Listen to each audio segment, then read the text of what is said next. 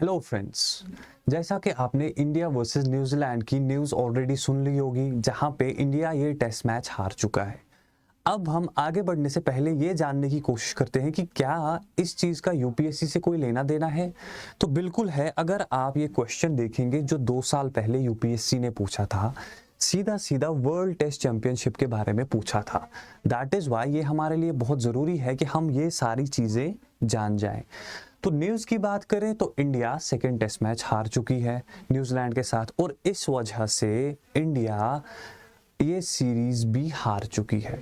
अब सबसे बड़ी बात यह है कि इंडिया अपने होम ग्राउंड में, इंडिया में 12 साल के बाद, आफ्टर 12 इयर्स, कोई टेस्ट सीरीज हार चुकी है।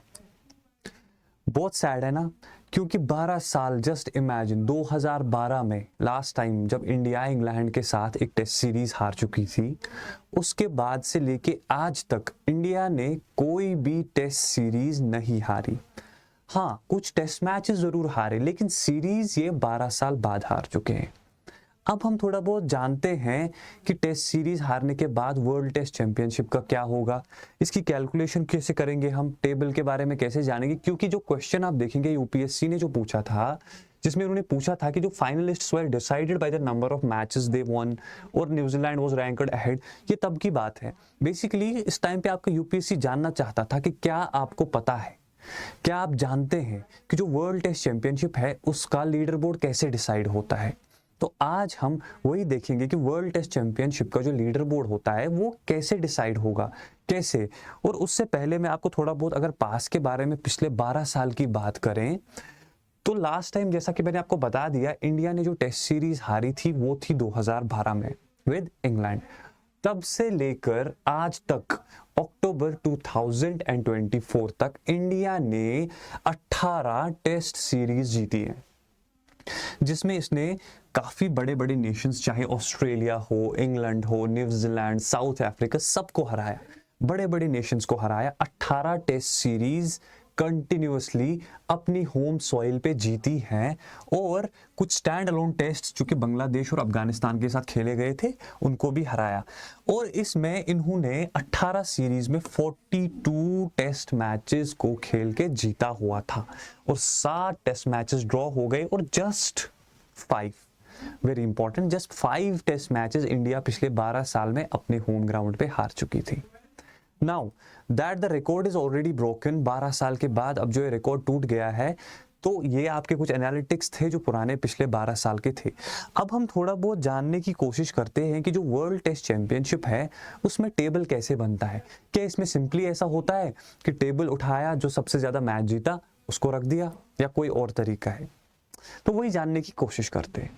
अगर आप सबसे पहले देखेंगे तो हर एक विन के लिए एक टीम को 12 पॉइंट मिलते हैं, हर एक विन के लिए। उसके बाद 4 पॉइंट इसको मिलते हैं अगर ड्रॉ हो जाए, और 6 पॉइंट मिलते हैं अगर मैच टाई हो जाए।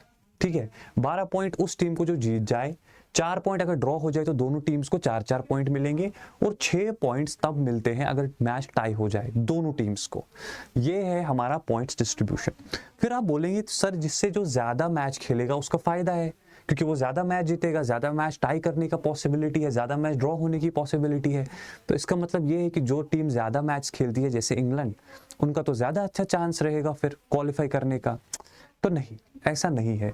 अगर आप यहाँ पे देखेंगे, जैसा लिखा हुआ है, पॉइंट्स जो है वो मैच रिजल्ट्स पे बेशक उनको मिल जाते हैं, मैच रिजल्ट्स के बाद उनको पॉइंट्स मिल जाते हैं, लेकिन उसमें जो कैलकुलेशन होता है वो रेशियो ऑफ पॉइंट्स होता है। मतलब ऐसा कि आपने कितने पॉइंट्स के लिए कंपीट किया है।